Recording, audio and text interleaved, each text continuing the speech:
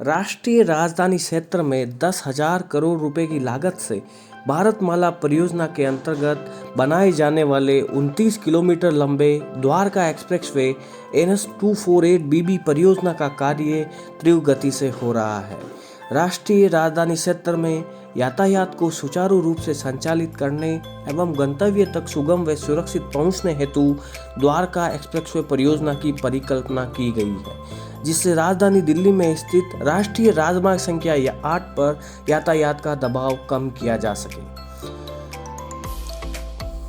Dwarka expressway परियोजना का निर्माण 8 चरणों में किया जा रहा है। पहला चरण, इस चरण का प्रारंभ NH-8 पर स्थित शिव मूर्ति से होगा।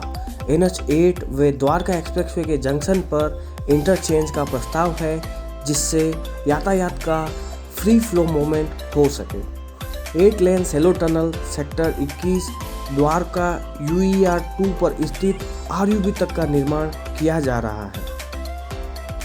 दूसरा चरण, इस चरण में द्वारका एक्सप्रेसवे का निर्माण RUB से दिल्ली हरियाणा बॉर्डर तक किया जा रहा है। इस चरण में Dwarka expressway Dwarka sector 21, sector 23, Najafgarh को सुगम यातायात और बेहतर कनेक्टिविटी प्रदान करेगा। ये द्वारका सेक्टर 25 में बन रहे इंडिया इंटरनेशनल कन्वेंशन सेंटर को भी कनेक्टिविटी प्रदान करेगा, जिसमें international trade promotion activity, convention centre, conference, exhibition and corporate meeting आदि जैसी गतिविधियां होगी। तीसरा चरण, इस चरण का निर्माण दिल्ली हरियाणा बॉर्डर से बसई RUB तक किया जा रहा है। इस चरण में 8.5 किलोमीटर लंबे 8 लेन फ्लाईओवर का निर्माण किया जा रहा है।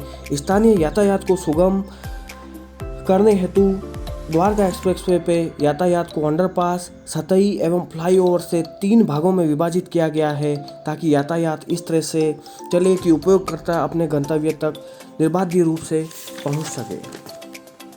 चौथा चरण, इस चरण में द्वारका एक्सप्रेसवे बसई रोड से प्रारंभ होकर खेड़ली धुला टोल प्लाजा के समीप NH-8 पर समाप्त होगा। बसई रोड ROB के चौड़ीकरण के साथ IMT मानेसर एवं सेक्टर 88, सेक्टर 84 की ओर मुड़ने के लिए ट्रम्पेट इंटरचेंज का प्रावधान है। उल्लेखनीय है कि CPR NH-8 SPR इंटरसेक्शन पर क्लोवरलीफ प्रस्तावित किया गया है, जिसकी वजह से दोनों हाईवे पर चलने वाले वाहनों की गतिविधियों से हस्तक्षेप नहीं होगा। NH-248BB में कुल 20 से अधिक ब्रिज अथवा फ्लाईओवर, 2 ROB अंडरपास, 15 से अधिक व्हीकल अंडरपास एवं 20 भूमिगत पार पथ का प्रावधान है। इसके अलावा साइकिल यातायात को बढ़ावा देने हेतु सड़क के दोनों ओर 2 मीटर चौड़ा साइकिल कॉरिडोर भी प्रस्तावित है। द्वारका एक्सप्रेसवे नियंत्रित प्रवेश वाला एक्सप्रेसवे यानी एक्सेस कंट्रोल एक्सप्रेसवे होगा।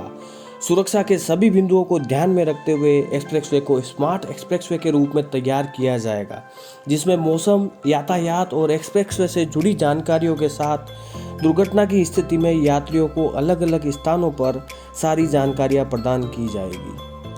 द्वारका एक्सप्रेसवे के पूर्ण होने के पश्चात इस क्षेत्र का विद्युत गति से विकास होगा एवं इस क्षेत्र के वायु प्रदूषण स्तर में काफ़ी कमी आएगी एवं कीमती ईंधन की भारी बचत होगी।